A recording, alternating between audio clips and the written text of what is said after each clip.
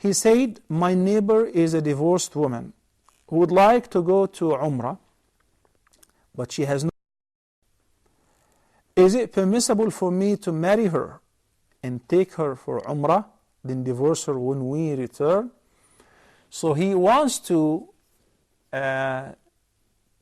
do a favor, make it easy for his divorcee woman to perform Umrah because it's not permissible to travel without a mahram.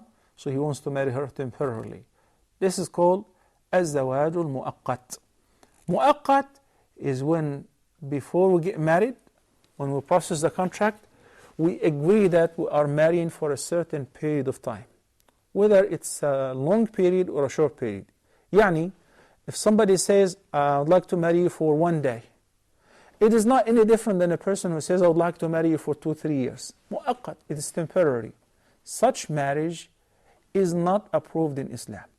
This is called zawajul mut'ah, just to marry for fun. Even though your intention is good, but once you marry, she is your wife. So a temporary or a marriage which is determined by a fixed time is illegitimate, and it does not consider such relationship as marriage if they agree to that. If you want to marry her the Islamic way, that's perfectly fine.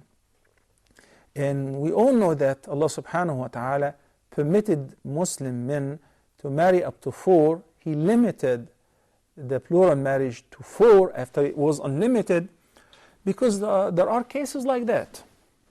Whether a woman is a widow and looking after kids, such as Salama with a bunch of kids, whether she is divorced and also she have kids, whether a woman past the marriageable age and she did not have luck yet.